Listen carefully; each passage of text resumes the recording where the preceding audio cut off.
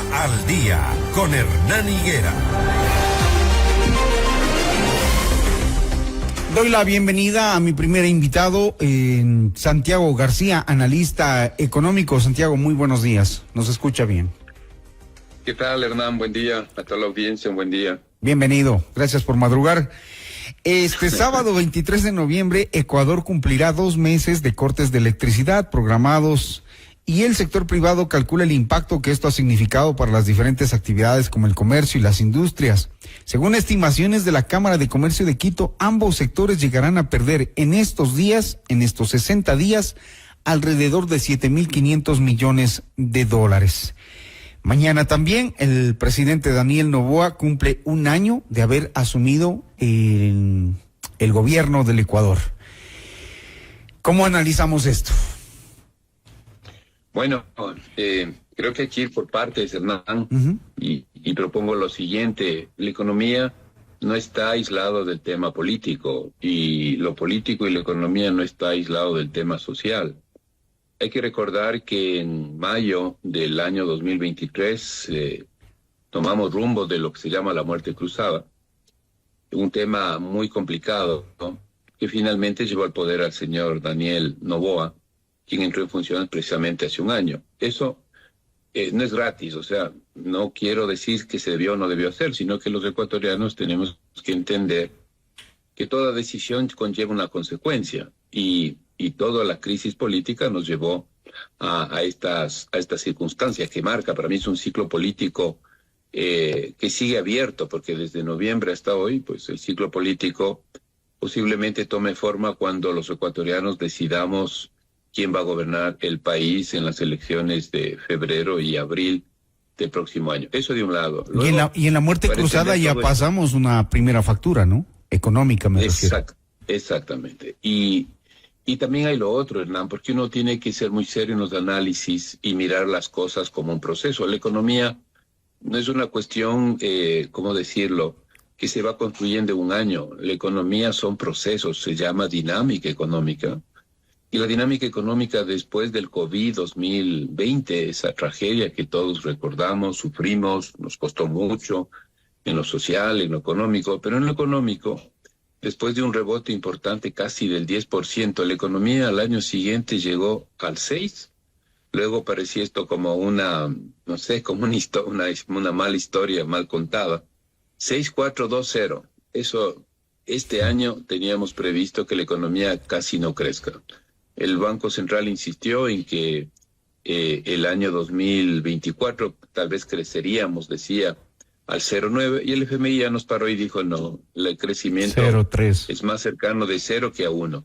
Entonces, Hernán, marco la cancha así porque quiero decir, y le respondo en parte la pregunta, estamos en un proceso de transición económica y todo este año ha sido 1 año en que no se puede revertir, no ha sido posible revertir lo que acabo de mencionar, una pobre dinámica económica que inició con el COVID-19. No ha habido fuerza para marcar un nuevo rumbo económico, para salir de alguna manera, y porque no necesariamente, eso ya tenemos que ver las políticas que han hecho, pero la dinámica económica es tan fuerte de recesión, de caída, porque vamos hacia una recesión, lo más seguro, y con las cifras que usted citó, yo estoy de acuerdo, coincidimos en algunos cálculos con las 2 cámaras.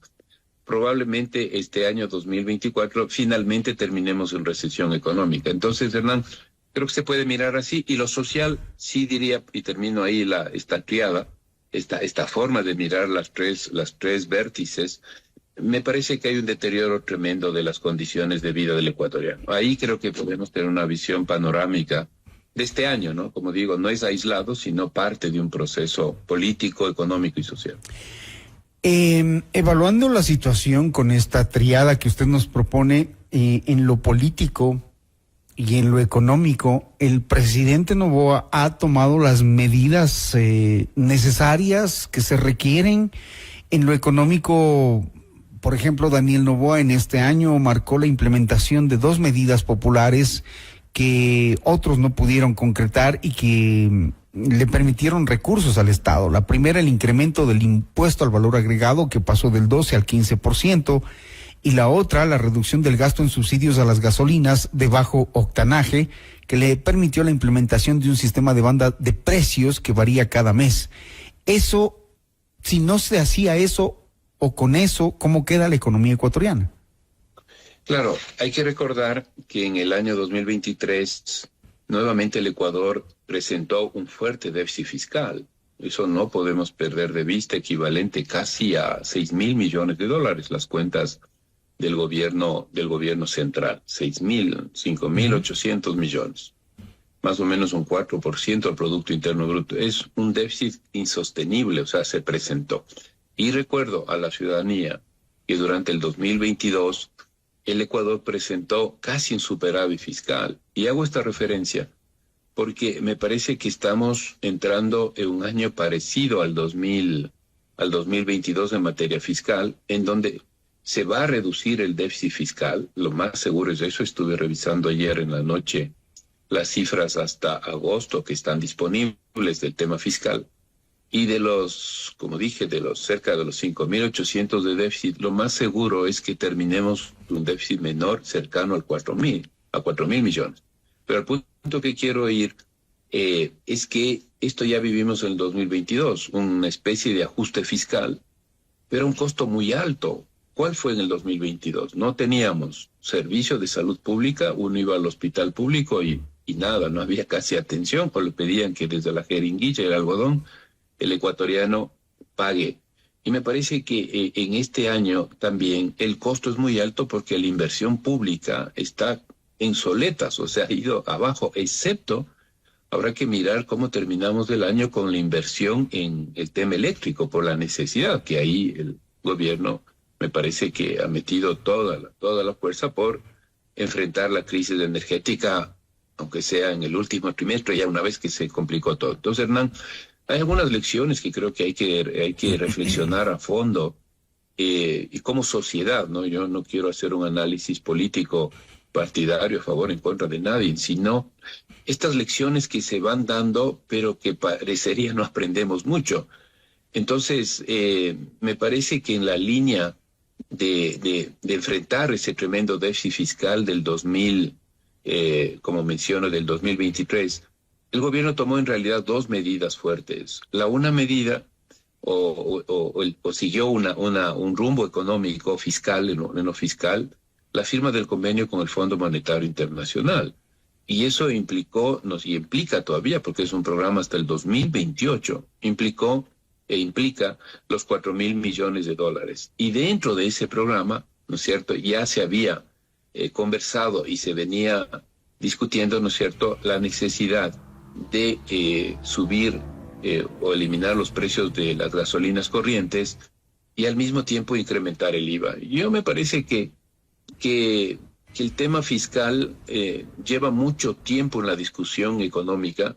No logramos encontrar un modelo fiscal, eso es lo que uno puede encontrar, y tendremos que seguir discutiendo muchos años más este tema de hasta dónde podemos llegar. Uh-huh. Estos ingresos fiscales, Hernán, viendo las cifras, como digo, hasta septiembre, ha incrementado o ha permitido un incremento de los ingresos tributarios en eso, pero no lo suficiente, como acabo de mencionar, para resolver los temas de déficit. ¿Bajará el déficit? Sí, pero no bajará, como dije, en un nivel apreciable, ¿no? Porque hay otras fuerzas que están empujando, como digo, también esta necesidad eléctrica, y finalmente todo esto termina con en general una baja inversión en lo que a los ecuatorianos nos interesa, las carreteras, las infraestructuras productivas. ¿Qué se ha hecho en este año? Casi nada, digo yo. O sea, alguna cosa habrá, pero no es ni siquiera a mí se me viene a la cabeza algo que diga, no, pero mira, aquí está esto. No, entonces va por ese lado, ¿no? Un incremento fiscal de ingresos permanentes, como son los impuestos como el IVA, y una reducción fuerte de la inversión pública en lo que acabo de mencionar, infraestructuras que llevamos ya muchos años. Ahora, no solo este gobierno, sino varios gobiernos. El incremento del IVA y todas estas acciones que el gobierno ha implementado, ¿para qué han servido? Es la pregunta que nos hacemos. En economía, cuando por ejemplo el gasto corriente no disminuye, al contrario, en algunas instituciones aumenta, es decir, se genera más dinero y se gasta más. Las regalías petroleras siempre a la baja, la producción petrolera en el país, que es la principal fuente de financiamiento para el Estado, ha venido disminuyendo. Y entonces, ¿a dónde vamos si no se toman acciones y decisiones? Hay dos grandes columnas del gasto público que son bastante inflexibles. La una es el rubro de sueldos y salarios. Todos hemos escuchado, y generalmente los economistas siempre estamos repitiendo ese mensaje. Son cerca de 9.000 millones, en grandes números, 9.000 millones de dólares, sueldos y salarios, de un gasto total o de una proforma de más de 30.000 millones de dólares. El resto, Hernán, el otro rubro inflexible es el pago de amortizaciones e intereses. Uh-huh. Ahí no hay vuelta, ahí está eso, ¿no es cierto?, como parte del proceso de endeudamiento que el país sigue. Entonces, ¿qué se hace contra estos dos gastos? ¿Bajar burocracia? ¿En dónde? ¿En qué sectores se podría bajar? Sí hay un incremento, todavía lo que podemos ver, las cifras provisionales no están, digamos, como que está desfigurando todo el gasto en sueldos y salarios, pero hay un incremento en el tema de fuerzas públicas.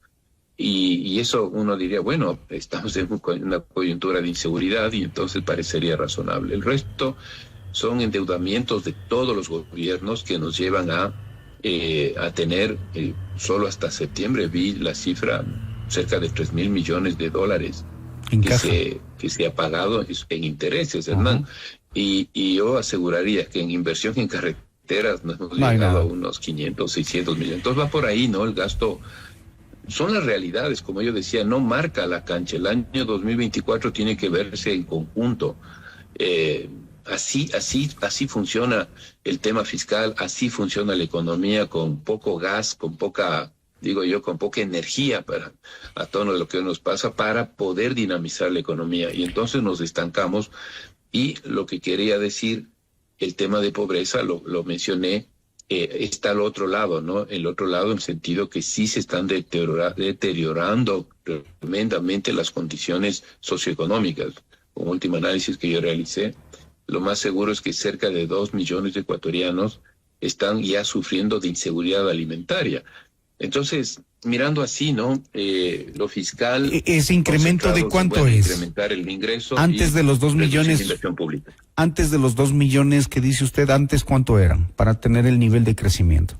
En el año 2023 ya se hizo una medición por parte del Programa Mundial de Alimentos y se cifró cercanos a los 2 millones. Entonces, lo que estamos nosotros diciendo con algunos colegas es que ese valor se ha incrementado.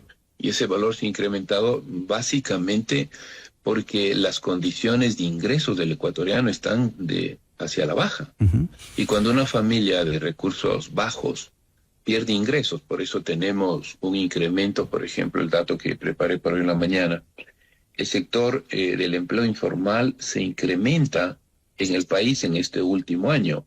Y tenemos de un mercado laboral del sector informal del 54,4%, sube un punto al 55%, y los ingresos del ecuatoriano van de picada. No, quizás no los sectores de clases medias, ingresos altos, sino las clases más populares.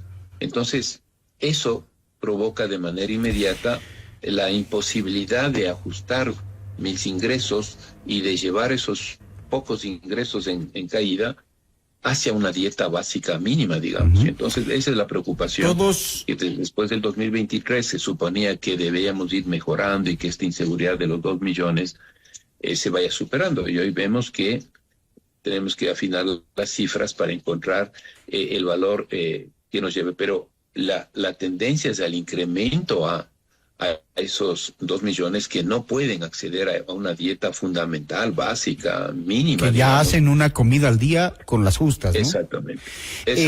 Santiago, cuando usted habla de dieta económica, lo que nos sugiere es que las cifras, la situación, el estancamiento de la economía nos obliga a absolutamente todos a pensar en los gastos, en los ahorros. Sí. Exactamente. Nos lleva, yo creo que a dos cosas, ¿no? A tratar de maximizar cada dólar que uno tiene en todos los sectores sociales, medidos por ingresos, ¿no? De clase de ingresos bajos, medios, hasta ahí, ¿no? Los sectores de ingresos altos tienen otra lógica, pero está demostrado económicamente, en el caso del Ecuador también, que gran parte de las personas de ingresos bajos, de su ingreso hasta un 70, un 80% se destina a alimentos. Uh-huh. Es que es así. Nosotros, la clase media, digamos, podemos destinar un poco menos, por debajo quizás de la mitad de nuestros ingresos a alimentos. El resto, pues, son otros gastos, pues, educación, las familias pueden pagar salud, educación privada, claro, etcétera, etcétera, ¿no es cierto? Pero en este momento lo que vemos es una caída formidable del consumo. Pues, o sea, por eso es que la economía no logra sostenerse, no logra encontrar una dinámica, porque uno de los elementos centrales de esa dinámica está en el consumo, y el consumo o lo estamos posponiendo o lo estamos bajando, y en los sectores de ingresos bajos lo que está pasando es bajando. Menor dieta alimentaria, Claro. Entonces configura, por eso le dije a Hernán, yo lo veo así, quiero mirar las cosas que no terminan en un año, sino mirarlo de una forma más amplia y hablar, como estoy hablando, de esta visión un poco más global de lo económico, lo político y lo social. Y se lo agradecemos, Santiago. Muchísimo perdón. Y se lo agradecemos, digo, por ayudarnos a entender cómo está la economía. El estancamiento de la economía principalmente se puede palpar cómo el empleo adecuado, por ejemplo, no mejora, sigue estando en niveles similares más o menos a los del 2019, antes de la pandemia, y la situación crítica del desempleo que va en aumento, lamentablemente. Gracias a Santiago García, analista económico, haciendo una evaluación de un año de gobierno de Daniel Noboa y cuál es el rumbo económico a tomar. Muy gentil. Gracias, Santiago. Gracias, buen día para todos. Un buen día. 6:41, esto es Notimundo al Día.